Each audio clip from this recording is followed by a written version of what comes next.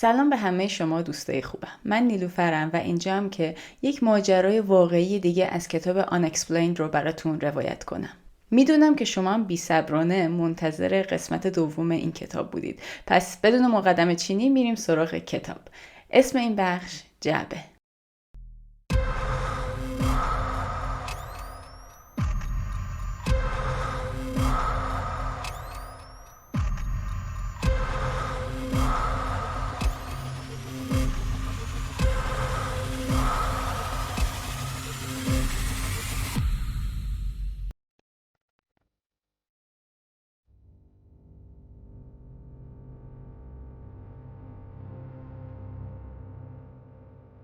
یه سوال ازتون دارم. فرض کنید دارین توی خیابون راه میرید و یک غریبه میاد و جلوتون رو میگیره و یه چمدون میده به دستتون. بهتون میگه توی این چمدون چیزی هست که زندگیتون رو برای همیشه تغییر میده. خب شما کنجکاو نمیشین که بدونین داخل اون چمدون چیه؟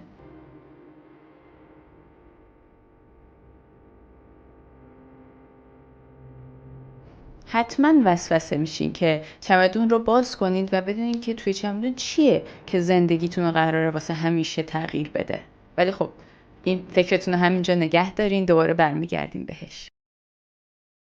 یکی از اسرارآمیزترین شی‌هایی که توی دنیا وجود داره جعبه‌هایی هستن که در اونها مدت هاست باز نشده.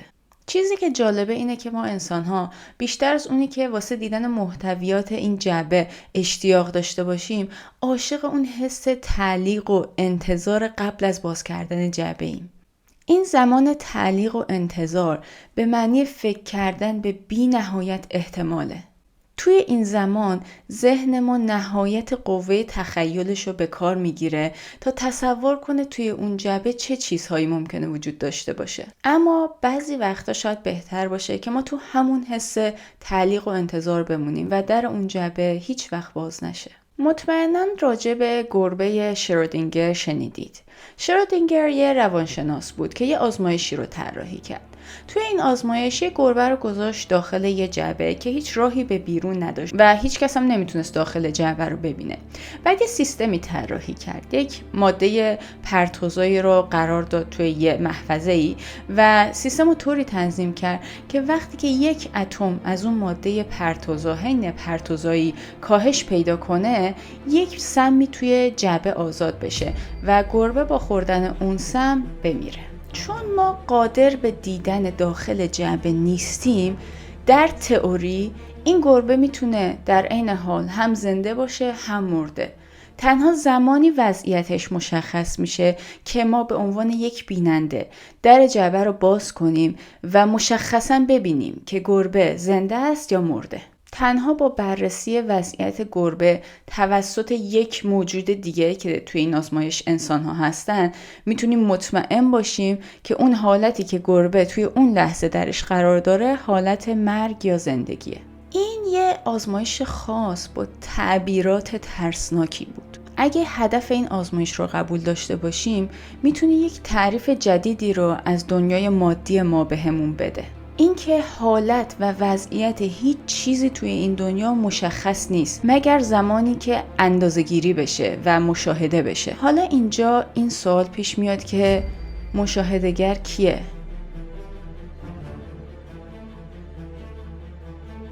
ماییم یا گربه داخل جعبه؟ یکم بهش فکر کنید.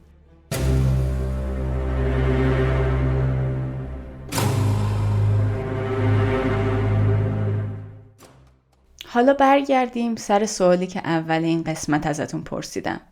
آیا چمدون اون غریبه رو همچنان باز میکنید؟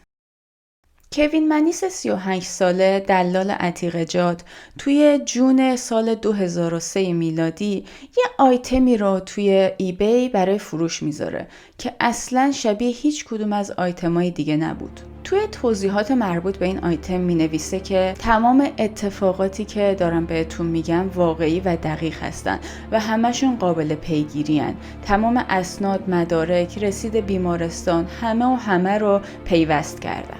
حالا برمیگردیم به 2 سال قبلش، سال 2001 که ببینیم این چه آیتمی بود که کوین گذاشته بود برای فروش. سال 2001 کوین مالک یک عتیقه فروشی دنبال کلن چیزای قدیمی و جالب و عتیقه بود که خب به کلکسیون خودش اضافه کنه یا بذاره برای فروش. توی یکی از همین گشت و گذارش که همینجوری سوار ماشین بود و داشت توی حیاط خونه ها رو نگاه میکرد ببینه کدومشون وسیله برای فروش گذاشتن، برمیخوره به یک خونه‌ای و میبینه که حیاط جلویی خونه پر از وسایل چوبی و قدیمیه. میره توی حیاط و یه دوری میزنه و یه سری خرت و پرت چوبی که به نظرش جالب میومدن و ور میداره و میره با صاحب اون وسایل صحبت میکنه، پولشونو میده و برمیگرده به سمت ماشینش و یکی یکی داشته این خرت و پرت ها رو میذاشته توی ماشین. قاطی همین وسایلی که انتخاب کرده بود، همینجوری سرسری بعضیاشون رو ورداشته بود، یهویی توجهش جلب میشه به یک جعبه چوبی قدیمی. این یک جعبه ماهگونی خیلی رنگ و رو رفته‌ای بود که روی درش 2 انگور آهنی وصل کرده بودن. کوین یادش میاد که یه چنین جعبه هایی رو قبلا هم توی خونه یه سری از دوستای یهودیش دیده. این جعبه به جعبه شراب معروف بود که از قدیم الایام خیلی از خانواده های یهودی تو خونه هاشون نگه می داشتن. عملا جای 1-2 استکان شراب و بطری شراب بود و چون شراب توی دین یهودیت یک تقدس خاصی داره، برای همین براش حالا مراسم داشتن و توی آیین‌هاشون ازش استفاده می‌کردن و یک جعبه‌ای رو مخصوص اینا گذاشته بودن کنار. کوین همینجوری که داشت این جعبه رو نگاه می‌کرد، یهویی اون خانومی که ازش وسایل رو خریده بود از پشت سرش میاد جلو، بهش میگه که میبینم که جعبه دیبیک رو خریدی. اون خانم که میبینه کوین همینجور داره با تعجب نگاش میکنه، براش توضیح میده که این جعبه متعلق به مادر بزرگش هولا بود. هولا متولد مجارستان بود و توی جنگ جهانی دوم توسط آلمان ها به اسارت گرفته میشه. بعدها ارتباطش رو با خانواده‌اش از دست میده ولی میتونه فرار کنه و به آمریکا مهاجرت میکنه. هولا تنها 3 چیز رو با خودش به آمریکا میبره. یکی چمدونش، یکی جعبه سوزن نخش و یکی دیگه هم این جعبه شراب. وقتی که هولا همین چند وقت پیش توی سن 103 سالگی از دنیا میره، خانواده‌اش تصمیم میگیرن که تمام وسایلش رو بذارن برای فروش. کوین که تحت تاثیر ماجرای هولا قرار میگیره و احساس میکنه که این جعبه یک تاریخچه‌ای داره و شاید برای این خانواده مهم باشه، به اون زن پیشنهاد میده که اگه میخواد جعبه رو میتونه برگردونه و پولش رو پس بگیره، نمیخواد باعث بشه که اونا از یک همچین عتیقه‌ای دل بکنن. ولی با کمال تعجب میبینه اون زن میگه نه من اصلا نمیخوام هیچ کاری با این جعبه داشته باشم. کوین که از این جواب یهویی زن تعجب میکنه، میگه که خب چرا اصلا شما به این جعبه شراب میگین جعبه دیبیک؟ اون زن میگه که از وقتی که بچگی یادش میاد مادر بزرگش این جعبه رو داخل یک جعبه دیگه گذاشته بود، داخل اتاق خیاطیش، و اصلا نمیذاشت هیچ کدوم از بچه‌ها سمتش برن. به همه هم گفته بود که این جعبه هیچ وقت تحت هیچ شرایطی نباید باز بشه و هر وقت ازش میپرسیدن خب توی این جعبه چیه، میگفته دیبیک. این زنم هیچ وقت نفهمیده بود که آخر سر دیبیک چیه.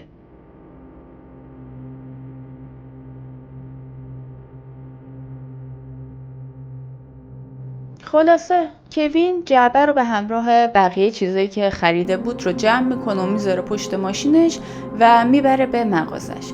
چون به نظرش این جعبه یه چیز خیلی خاصی میومد، تصمیم میگیره که اونو تر و تمیزش کنه، برق بندازه، روغن بزنه و به عنوان هدیه تولد به مادرش بده. کوین جعبه رو میبره توی مغازه و وقتی میخواسته در جعبه رو باز کنه، یک لحظه یاد حرفای اون زن میفته که هولا مادر بزرگش بهش سفارش کرده بوده که این جعبه هیچ وقت نباید باز بشه.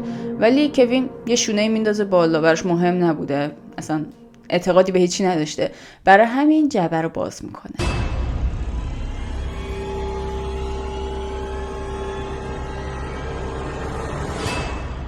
میبینه که داخل جعبه 2 سکه خیلی قدیمی، 2 دسته موی انسان، یک گل خشک، یک شمعدون آهنی سیاه و یک استکان شرابخوری گذاشته شده. کوین دسته های مو رو بر میداره و میبینه یکیش لخت و مشکیه و اون یکی هم یکم حالتدار و طلاییه و کاملا مشخص بود که موی انسان هستن. یه چیز دیگه هم توی جعبه پیدا میکنه، یه تیکه سنگ گرانیت سفید که روش با حروف عبری نوشته شده بود صلح. پشت جعبه هم یه سری دعاهای عبری حک شده بود که خب کوین نمیتونست اونا رو بخونه. کوین همه این وسایل رو از توی جعبه در میاره و میذاره یه گوشه و شروع میکنه جعبه رو تمیز کردن و برق انداختن. وقتی که کارش تمام میشه همه اون وسایل رو دوباره برمیگردونه داخل جعبه، درش رو میبنده و میذاره یه گوشه مغازه. چند روز بعد مادر کوین میاد به مغازه تا بهش یه سری بزنه. کوین وقتی مادرش رو میبینه با ذوق میگه که مامان بیا ببین واسه کادوی تولد چی پیدا کردم. بعدش جعبه رو میذاره روی میز جلوی مادرش، اونو میبوسه و میگه که یه چند لحظه صبر کن، من برم پایین، یه سری کار دارم باید انجام بدم، سری برمیگردم که با هم بریم بیرون نهار بخوریم. مادر کوین هم میگه باشه و منتظر میمونه تا کوین برگرده. همینجوری که نشسته بوده برای خودش داشته این ور اون ور نگاه میکرده، احساس میکنه از یه جایی یه نسیم خنکی به صورتش میخوره. اطراف رو نگاه میکنه، میبینه که هیچ در و پنجره باز نیست، ولی جلوی روش میبینه که در جعبه شراب باز شده. پیش خودش فکر میکنه خب احتمالا این جعبه چون قدیمیه لولا و پیچ و مهرش صفر نیست، برای همین حالا این در باز شده. بلند میشه و میره به سمت جعبه. همینجوری دستشو میخواد بذاره روی جعبه که ببینه خب چی تو جعبه است یا بعدش درشو ببنده که یه لحظه احساس میکنه یه چیزی مثل صاعقه از داخل بدنش رد شد. سعی میکنه دستشو از جعبه جدا کنه ولی انگار دستش چسبیده بود و قفل شده بود به جعبه. به جایی میرسه که بدن مادر کوین دیگه طاقت نمیاره و در همون لحظه سکته میکنه. وقتی کوین برمیگرده بالا و متوجه میشه مادرش افتاده زمین، سری زنگ میزنه به آمبولانس و میان مادرش رو میبرن به بیمارستان. اونجا میفهمن که نصف بدن مادر کوین بر اثر سکته فلج شده. مادر کوین که نمیتونست دیگه صحبت کنه، وقتی که یکم حالش بهتر میشه روی یه تیکه کاغذ برای کوین مینویسه No gift, hate gift، یعنی اصلا کادو نمیخوام، از این کادو متنفرم. و کوین میفهمه که خب مادرش حالا به هر دلیلی این جعبه شرابه رو نمیخواد. کوین که خب میبینه مادرش هیچ رغبتی به نگه داشتن جعبه شراب نداره، اونو به عنوان کادو میبره میده به خواهرش. ولی خواهرش هم چند روز بعد میاد جعبه رو پس میده و میگه که این جعبه که خرابه، همش هی درش باز میشه، نمیخوامش برای خودت. کوین ناامید نمیشه و چند وقت بعد اون جعبه رو کادو میده به برادرش. ولی برادرش هم چند وقت بعد جعبه رو میاد پس میده و میگه که یک بوی تند ادرار گربه از این جعبه بلند میشه که اونا اصلا نمیتونن بوشو تحمل کنن. برای همین دوباره جعبه برمیگرده به خود کوین. در نهایت کوین تصمیم میگیره که جعبه رو خودش نگه داره. شب اولی که جعبه رو توی خونه گذاشته بود، شب یک خواب خیلی عجیبی میبینه. خواب میبینه که با یکی از دوستاش داشته توی خیابون راه میرفته و صحبت میکرده که یهویی صورت دوستش تغییر شکل میده و کم کم تبدیل میشه به یه پیرزن خیلی وحشتناک. اون پیرزنم شروع میکنه یهویی به کوین حمله کردن و چنگ مینداخته روی صورتش و میخواسته انگار پوست بدن کوین رو بکنه. کوین در حالی که بدنش غرق عرق بود از خواب بیدار میشه. یه نگاهی به اطراف میندازه، میفهمه که خواب میدیده، ولی در کمال وحشت میبینه که تمام بدنش جای کبودیه. خیلی طول نمیکشه که کوین کم کم یه سری اتفاقات عجیب غریب دیگه هم توی خونه میبینه. مثلا وقتی که داشته تلویزیون نگاه میکرده، از گوشه چشمش حس میکنه یک سایه‌ای رو دیوار داره بلند میشه.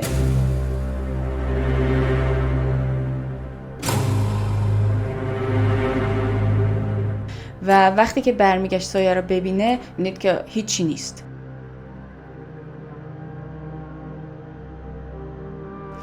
این اتفاقا اینور اونور خونه هی باعث میشد که کوین یه دلشوره‌ای بگیره. خب اینا چیه؟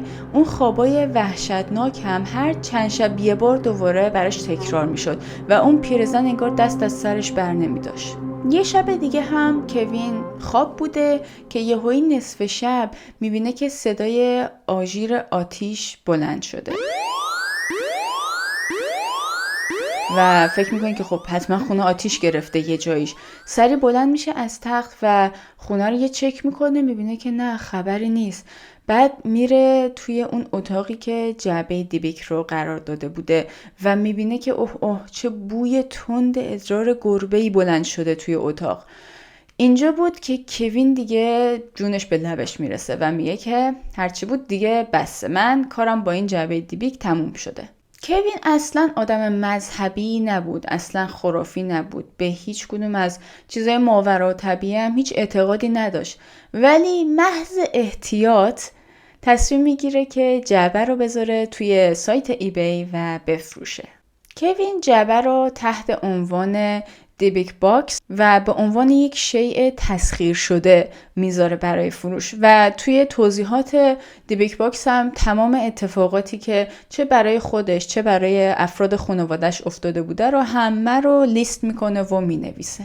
این آگهی توجه خیلی‌ها رو توی دنیا جلب میکنه، از جمله یک پسر دانشجو به نام یوزف دانشجو بود و به همراه یکی از دوستاش به نام برایان توی یه آپارتمان با هم زندگی میکردن. یوزف وقتی آگهی مربوط به جعبه تسخیر شده رو میبینه خیلی هیجان زده میشه و فکر میکنه که این فرصتیه که ممکنه نصیب هر کسی نشه. برای همین سریع جعبه رو از کوین میخره. یه روز هم اتاقی یوزف برایان وارد خونه میشه و میبینه که اوه چه بوی شدید ادراری توی خونه پیچیده. میره و میبینه که یوزف اون جعبه ای رو که توی اینترنت قبلا بهش نشون داده بود و گذاشته روی میز وسط حال.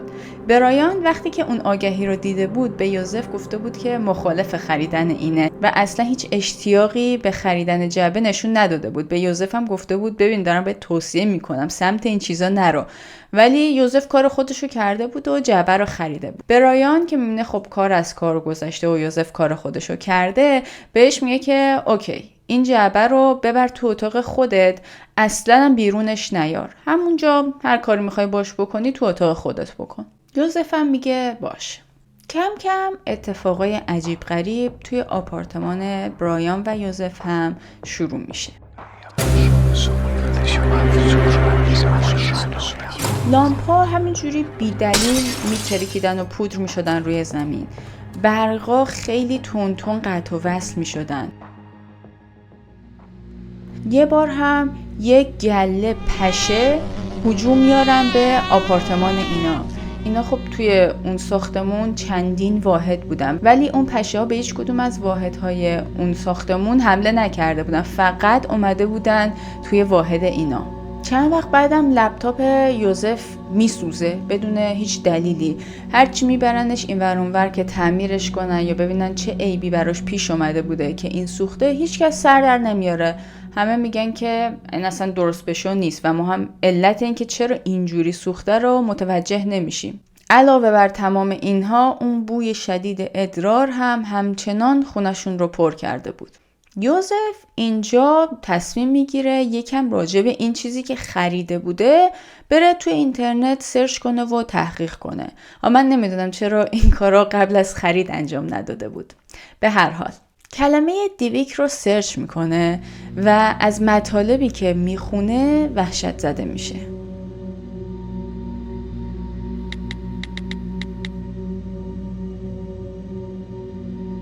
طبق افسانه‌های یهودی دیبیک یک روح برزخیه که بین بهشت و جهنم گیر کرده. دیبیک مثل یک انگل به روح قربانیان زمینیش میچسبه و از اونا تغذیه میکنه و باعث یه سری بیماری‌های روحی، ناراحتی‌های اعصاب و تغییر شدید خلق و خو میشه.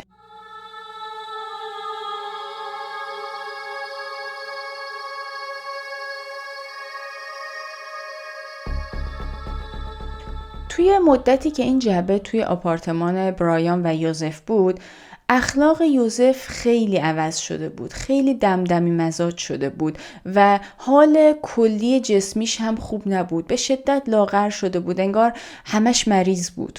همه دوستای مشترکشون هم این تغییرات رو متوجه شده بودن. چند وقت بعد تعطیلات سال نو فرا میرسه و برایان میره پیش خانواده‌اش که تعطیلات رو پیش اونا بگذرونه. وقتی که برمیگرده به آپارتمان میبینه که خبری از یوزف و همینطور جعبه نیست. ته دلش خوشحال میشه، میگه بالاخره یه بعد یه مدت دیگه خبری از این جعبه نیست و میتونیم یه نفس راحت بکشیم. حتی از نبودن یوزف هم خوشحال بود یکم. دیگه بوی ادرار کاملا از بین رفته بود، لامپ‌ها دیگه خود به خود نمیسوختن، برقا نمیرفت. همه اینا باعث شد که برایان دیگه سراغی از یوزف نگیره. پیش خودش میگفت حالا خودش هر موقع خواست برمیگرده دیگه، من چی کارش دارم. برایان قبلا موضوع یوزف و خرید اون جعبه تسخیر شده رو برای یکی از استادای دانشگاه به نام جیسن هکستن گفته بود. اون استاد حیطه تخصصی خودش علوم پزشکی باستانی و ابزار و وسایل درمانی قدیمی بود. برای همین وقتی که در مورد این جعبه خبردار میشه خیلی هیجان زده میشه و به برایان میگه که خیلی خیلی دوست داره یه بار یه فرصتی پیش بیاد و بتونه اون جعبه رو از نزدیک بررسی کنه. ولی خب یوزف میره و جعبه رو با خودش میبره و این امکان به جیسن دست نمیده. جیسن یه بار برایان رو توی دانشگاه میبینه و دوباره سراغ جعبه و یوزف رو میگیره ازش.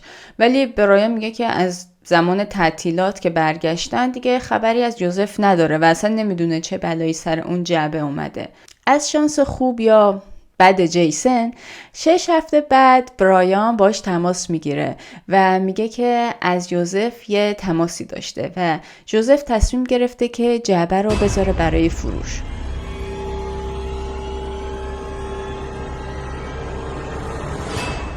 جیسن از این خبر خیلی خوشحال میشه. توی اوایل سال 2004 یوزف این جعبه رو برای فروش میذاره توی ایبی. عنوان فروش رو هم گذاشته بود جعبه شراب یهودی تسخیر شده. توی توضیحات مربوط به جعبه علاوه بر اون توضیحاتی که قبلا صاحب قبلی جعبه کوین منیس داده بود، یوزف هم یه سری چیزا اضافه کرده بود. نوشته بود که از چند ماه قبل به شدت کمخوابی دارم و حال روحیم اصلا خوب نیست. سایه هایی رو همش اطراف خودم میبینم. من الان اوایل 20 سالگیم ولی تقریبا نصف موهام ریخته شده. به شدت وحشت کردم. رفتم آزمایش خون دادم. دکتر گفته هیچیم نیست. اون توضیحاتی که برای جعبه نوشته بود به جای اینکه خب اون جعبه رو توصیف کنه و بگه چی داخلش هست یا به هر حال یه تاریخچه ازش بده، انگار داشت فقط حال روحی و جسمی خودش رو توصیف میکرد. مثل اینکه داشت با مثلا اون خریدارا درد دل میکرد یا ازشون کمک میخواست. به هر حال جیسن استاد دانشگاه توی این مزایده برنده میشه و میتونه جعبه رو به قیمت $280 بخره. روزی که جعبه به دست جیسن میرسه، جیسن با یکی دیگه از همکاراش که اونم خیلی مشتاق بود جعبه رو ببینه تصمیم میگیرن که همون شب بعد از ساعت کاری توی دفتر کار جیسن اون جعبه رو با هم دیگه باز کنن و محتویات داخلش رو بررسی کنن. شب سر میرسه. اونا خیلی مجهز اون جعبه رو باز میکنن. یه پارچه مخمل آبی تیره هم گذاشته بودن روی میز، آماده کرده بودن که هر آیتمی که از توی جعبه در میارن یکی یکی بذارن روی اون و عکس بگیرن و نوت بردارن و از این کارا. به محض اینکه در جعبه رو باز میکنن یه بوی خیلی تندی میخوره به دماغشون، ولی اصلا براشون مهم نبوده. یکی یکی شروع میکنن هر چی که توی جعبه بود رو نگاه میکنن و در میارن. اولین چیزی که بررسی میکنن این بوده که کنجکاو میشن ببینن این جعبه قبلا توی مراسم آیینی قربانی کردن استفاده میشده یا نه. برای همین نور ماورابنفش رو روی تمام قسمت‌های جعبه میتابونن تا اگه کوچکترین لکه خونی هم هست دیده بشه، ولی میبینن که نه، اثری از خون نبوده. ترکیب اون وسایلی که توی جعبه شراب گذاشته بودن براشون ناشناخته بود. نمیدونستن که خب این تمام این چیزها کنار هم خب واسه چه مراسمی استفاده می شده؟ اون یه جعبه شراب بوده که اصولاً یه استکان شراب، یه بطری شراب و همین چیزها رو توش میذاشتن. این بقیه چیزایی که توی این قرار داده شده به چه کاری می اومده؟ جیسن دستکشاشو در میاره و یه لحظه یه دستی میکشه روی جعبه، ولی همون لحظه یهویی دستشو بر میداره. حس میکرد یه چیزی داخل چوب بود. دوباره دستشو آروم میذاره روی جعبه و این بار احساس میکنه که یه چیزی مثل موج داره از داخل جعبه حرکت میکنه. این حس رو میداد که انگار جعبه زنده است. جیسن به مایکل راجع به این اتفاق هیچی نمیگه. وسایلشون رو جمع میکنن و جعبه رو میذارن یه گوشه اتاق کار جیسن و هر دو برمیگردن به خونه هاشون.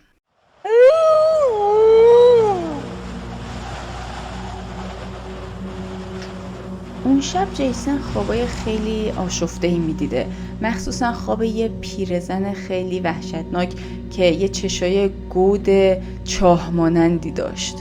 صبح که از خواب بیدار میشه میبینه که چشاش 2 کاسه خونه و توی دهنش به شدت طعم فلز رو حس میکرد. چند روزی میگذره ولی شرایط جیسن اصلا بهتر نمیشه. چشماش همینجوری قرمز بود و توی دهنش اون طعم فلز خیلی خیلی بیشتر شده بود و انقدر غالب شده بود که اصلا نمیتونست طعم هیچ غذایی رو حس بکنه. دکترها هم هر کدوم یه تشخیصی میدادن و یه نسخه مینوشتن، ولی خب هیچ کدوم از داروهایی که جیسن مصرف کرد این علائم رو بهبود ندادن. علائم اینجور نشون میدادن که انگار جیسن دچار یه مسمومیت شدید شده، ولی خب با چی هیچکی نمیدونست. کم کم اون اتفاقای عجیب مثل ترکیدن لامپ‌ها، قطع و وصل شدن برق، خراب شدن لپتاپ‌های همکاراش که اتاقشون اطراف اتاق جیسن بود باعث میشه که اونا ازش خواهش کنن، بگن لطفاً این جعبه رو با خودت از اینجا ببر خونتون یا هر جایی که میخوای، توی دفترت توی ساختمون دانشگاه نذار. جیسن که خب دلش هم نمی اومده از یه همچین چیز عتیقه‌ای دل بکنه، این جعبه رو یواشکی ورمی داره میبره خونشون به طوری که زنش متوجه نشه. تنها امیدواریش این بود که اگر موجودی داخل این جعبه وجود داره و به بدن اون به نوعی نفوذ کرده، فقط سر کارش با خود جیسن باشه و با بقیه اعضای خانواده‌اش کاری نداشته باشه. ولی اوضاع خونه هم به زودی به هم میریزه. توی تابستون دمای کل خونه به شدت افت میکرد و به طوری که اینا بخار دهنشون رو توی تابستون توی خونهشون میدیدن. قطع و وصل شدن برق، ترکیدن لامپ‌ها، بوی شدید ادرار کل خونه رو برداشته بود. جیسن از اونجایی که یک محقق بوده تصمیم میگیره بره سراغ صاحب اصلی این جعبه و برای پیدا کردن صاحب اصلی جعبه نیاز داشت که با کوین منیس تماس بگیره. خیلی طول میکشه ولی با کلی پرسجو و این ور اون ور رفتن جیسن بالاخره میتونه کوین رو پیدا کنه. با کوین تماس میگیره و باهاش قرار میذاره. کوین ماجرای خرید جعبه تا زمان فروشش رو برای جیسن تعریف میکنه و بهش میگه که از وقتی دیگه جعبه رو فروخته حال مادرش رو به بهبودیه و دیگه اون قطع و وصل شدن برق و ترکیدن لامپ ها توی خونهشون اتفاق نمیفته، ولی بازم انگار که اون جعبه کاملا اونها رو رها نکرده. کوین میگه که هنوز هم بعضی شبها اون کابوس‌های مربوط به پیرزن رو داره. جیسن اینجا خیلی تعجب میکنه چون دقیقاً کابوس‌های مشابهی رو میدیدن. کوین و جیسن با هم به در همون خونه‌ای میرن که کوین اولین بار جعبه رو ازش خریداری کرده بود. میرن و در میزنن و یک خانم جوانی در رو براشون باز میکنه. کوین و جیسن به اون خانم میگن که دنبال یه سری اطلاعات راجع به جعبه‌ای هستن که چند سال پیش از این خونه خریداری شده. اون زن میگه که آره من جزو افراد همین خانواده هستم و از بچگی یه چیزی راجع به این جعبه شنیدم، ولی خب همش فکر میکردم اینا یه سری خرافات و داستاناییه که شبا برای بچه ها میگن که اونا رو بترسونن، هیچ وقت باورشون نکردم. اینجا کوین و جیسن شروع میکنن ماجراهایی رو که تمام این مدت براشون اتفاق افتاده رو برای اون زن توضیح میدن، ولی حس میکنن که اون زن داره یه جوری نگاهشون میکنه که انگار اونا میخوان سر کارش بذارن. معلوم بود که اصلا حرفای اونا رو باور نمیکنه. کوین و جیسن دیگه داشتن ناامید میشدن که یهویی میبینن یه پیرزنی از پشت اون خانوم اومد جلو، انگشت استخونیشو بالا آورد و به کوین اشاره کرد و گفت دیبیک تو رو انتخاب کرده. اسم اون پیرزن صوفی بود و خواهرزاده هولا صاحب اصلی اون جعبه بود. صوفی کوین و جیسن رو به خونه‌شون دعوت میکنه و همینطوری که داشته براشون چای میریخته داستان جعبه رو از اول براشون تعریف میکنه. صوفی داستان رو اینجور شروع میکنه که همه چیز از وقتی شروع شد که هولا و خواهرش تصمیم گرفتن احضار روح کنن. اون ایده هولا بود. هولا همسر و فرزندانش رو توی جنگ و کشتار یهودیان مجارستان از دست داده بود. انقدر این اتفاق زندگی هولا رو سیاه کرده بود که تصمیم گرفته بود با کمک نیروهای شیطانی و اهریمنی انتقام خودش رو از فاشیسم و کلاً هر کسی که زندگیش رو به نابودی کشیده بود بگیره. یه شب اونا یک احضار کننده روح رو به خونهشون دعوت میکنن و یه چند تا از دوستاشون هم که اونا هم از فاشیسم متنفر بودن دعوت میکنن که همگی با هم این مراسم رو اجرا کنن.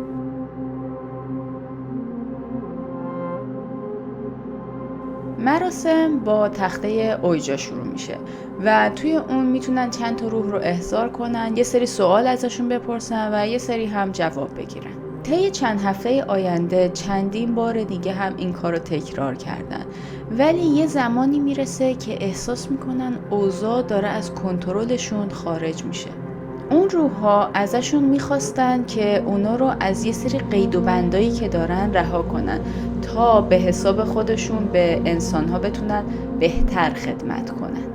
ولی یه چیزی توی لحنشون بود که اونا رو میترسوند. معلوم بود که یه نیت‌های شومی پشت این درخواستاشون هست. برای همین هولا و دوستاش تصمیم میگیرن یک بار دیگه برای آخرین بار اون ارواح رو احضار کنن و بعدش به نوعی اونا رو اسیر کنن به طوری که دیگه دست اونا به انسانها نرسه. اون شب یک جعبه چوبی شراب رو میارن و تصمیم میگیرن که بعد از احضار روح‌ها اونا رو داخل اون جعبه اسیر کنن. ولی طبق گفته مادر صوفی که اون شب اونجا بود همه چیز خیلی خوب پیش نمیره و اونا یه سری اشتباهاتی میکنن که باعث میشه اون ارواح آزاد بشه.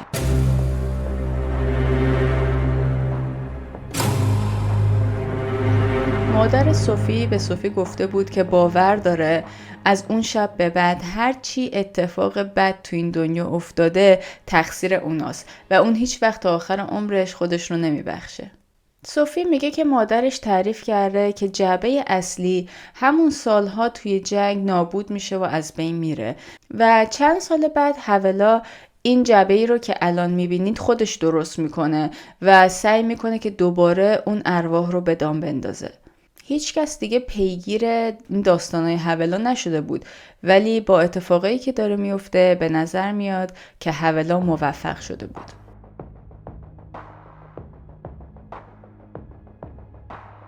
جیسن که دیگه عمق فاجعه رو درک کرده بود راه میفته به سمت خونش. جیسن نمیخواست جعبه رو از بین ببره و نمیخواست به هیچ کس دیگه ای اونو بسپاره. میترسید که اگر اون جعبه رو از بین ببره اتفاقات بد دیگه ای براشون بیفته و اگر هم اون جعبه رو به کس دیگه ای بسپاره یه بیگناه دیگه رو هم وارد این مسائل کنه. برای همین با یکی از دوستاش که متخصص آیین‌های باستانی و ماورا و طبیعه و آیین‌های جادوگری بود تماس میگیره و ازش کمک میخواد. فردای اون روز جیسن صبح خیلی زود از خواب بیدار میشه و بدون اینکه زن و بچه‌ش رو بیدار کنه میره توی گاراژ سراغ جعبه.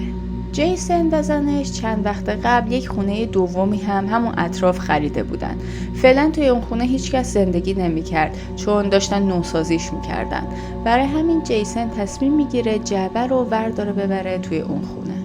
زیر زمین اون خونه یه اتاقک مخفی داشت و جیسن متوجه شده بود که این محل بهترین جا برای اجرای اون مراسم آیینی و کلا مخفی کردن جعبه است. جیسن طبق توصیه‌های دوستش یه سری گیاهای مخصوص تهیه کرده بود، به علاوه یه چند تا شمع و نمک دریا و همینطور با چوب یک محراب کوچیک ساخته بود. جعبه رو زیر اون محراب همونطوری که دوستش بهش گفته بود قرار میده و بعد با نمک روی زمین یه سری اشکال هندسی درست میکنه. بعد اون گیاها رو به یه ترتیب خاصی که دوباره دوستش بهش گفته بود شروع میکنه به سوزوندن و دودش رو مثل بخور تنفس میکنه. وقتی که اجرای این مراسم تموم میشه، نوبت فاز دوم که تطهیر خودش بود فرا میرسه. جیسن داخل وان حمام رو از آب گرم پر میکنه و داخلش رو از همون گیاهانی که دوستش گفته بود میریزه و بعد وارد وان میشه. از همون لحظه‌ای که وارد آب میشه یک احساس خیلی خوشایندی به خاطر اون گیاهایی که توی آب بودن و اون گرمای آب بهش دست میده. همینجوری آروم آروم داشته خودش رو به سمت پایین سر میداده تا وقتی که آب تقریباً به وسطای صورتش میرسه. همون موقع انگار یه برق شدیدی توی کل بدنش پخش میشه. معده‌اش به شدت تیر میکشه و احساس خفگی بهش دست میده. خودشو از آب میاره بیرون، یه روی زمین شروع میکنه به شدت سرفه کردن. حالت تهوع فوق‌العاده شدیدی داشت و انقدر سرفه میزنه تا اینکه یک مایع تیره‌ای رو از دهنش تف میکنه به بیرون. اون لحظه بود که احساس کرد بالاخره بعد از مدت‌ها تمام دردهاش از بین رفتن.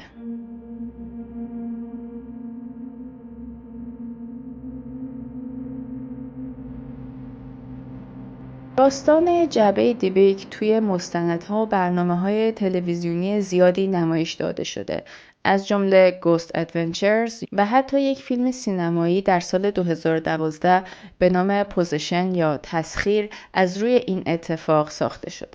جعبه دیبیک بعدها توسط یک کلکسیونر اشیاء تسخیر شده به نام زک بیگنز خریداری میشه و به موزه شخصی خودش در لاس وگاس برده میشه.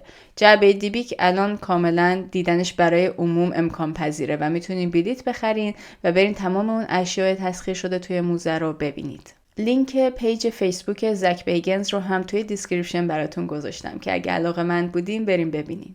خیلی از رسانه‌ها و خبرنگارها هم با جیسن و کوین مصاحبه کردن و باز من لینک چند تا از اون مصاحبه‌ها و برنامه‌های تلویزیونی رو هم براتون توی دیسکریپشن میذارم.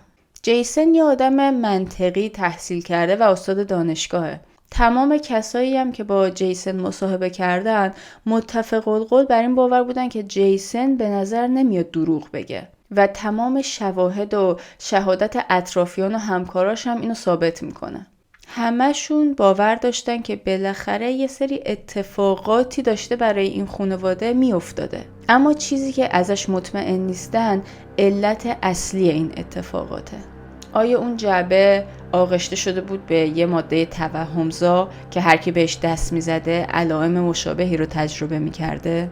یا شاید هم تمام این افراد تحت پدیده هیستری جمعی قرار گرفته بودن؟ هیستری جمعی به حالتی میگن که افراد تحت تاثیر همدیگه علائم و نشونه‌های مشابهی رو توی بدنشون احساس میکنن. به نظرتون احتمال داره که علائمی که جیسن و یوزف تجربه میکردن هم تحت تاثیر یه همچین پدیده‌ای باشه؟ ولی اینجا میخوام ازتون بپرسم که به نظرتون چقدر احتمال داره که طبق افسانه‌های یهودی واقعا یه دیبیک توی اون جعبه اسیر شده باشه؟ من خودم به هیچ عنوان آدم خرافی نیستم و برای اینکه یه چیزی رو باور کنم حتما باید اون پدیده ریشه علمی داشته باشه که بتونم بپذیرمش.